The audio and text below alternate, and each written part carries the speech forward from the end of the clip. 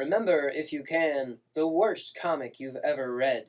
Maybe you were young, and until that moment you had believed that all the characters in your comic books were real, living their fantastic lives somewhere out in the world. Maybe this was the moment that exposed you to the sad truth that all good things in this world are manufactured, and not all of them are manufactured well.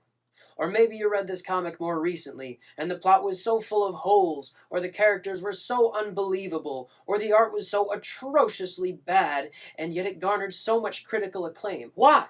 You asked yourself, did people like this art so much when it was so clearly grotesque? Why was this monstrosity of literature allowed to be published and sold, let alone exist? Do you remember that comic? Well, this comic is nothing like that.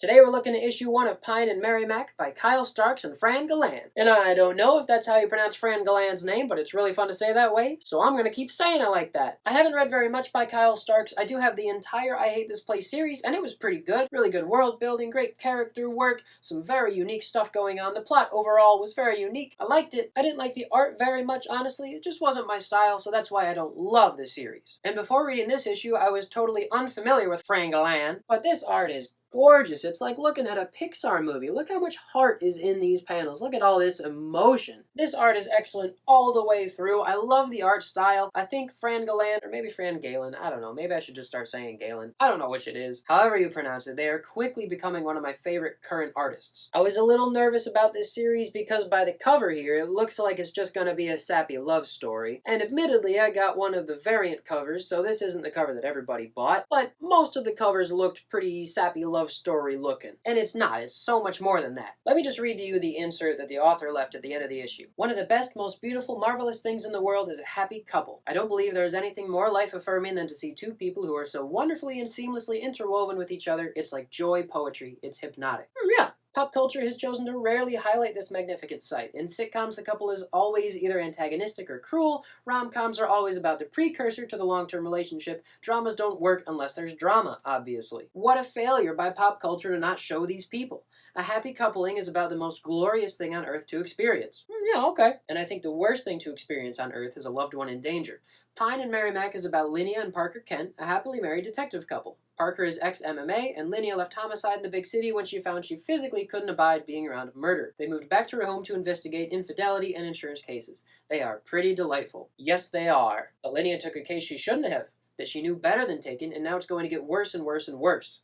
The small city where their agency sits, on the corner of Pine and Merrimac, has a dark secret that will slowly unravel at their own personal risk. Each issue of Pine and Merrimac is an escalation of trouble and danger, a slow burn journey from casual stakes to ones bigger than you can imagine. Okay. If you aren't familiar with our unbelievably talented artist on the series, Fran Galán, get ready to be blown away. I truly believe he's soon to be a household name in comics. This book is worth the price of admission by his work alone. Absolutely. If you enjoyed my Eisner and Glad nominated book, I Hate This Place, I firmly believe Pine and Merrimac will scratch that same itch.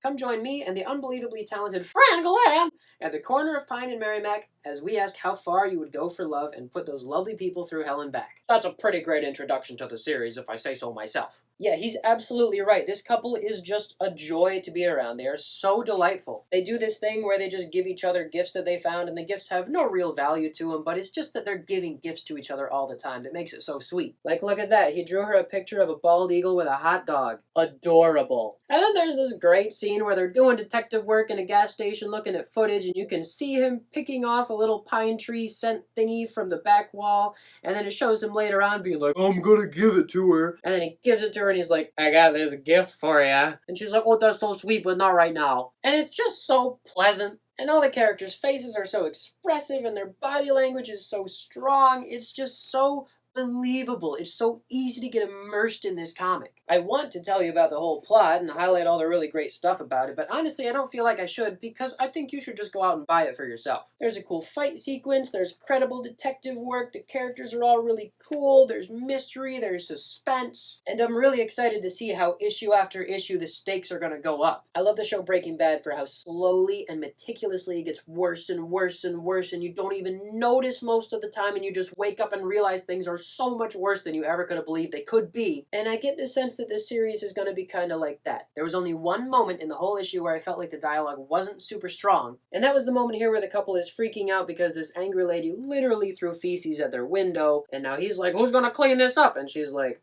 you are. And he goes, shit. And she says, yeah, that's what you're cleaning up. And it was a little odd to see her being so sassy towards him right after they were so sweet. And I don't know what it really added to the story anyway. I don't know why we even had that moment.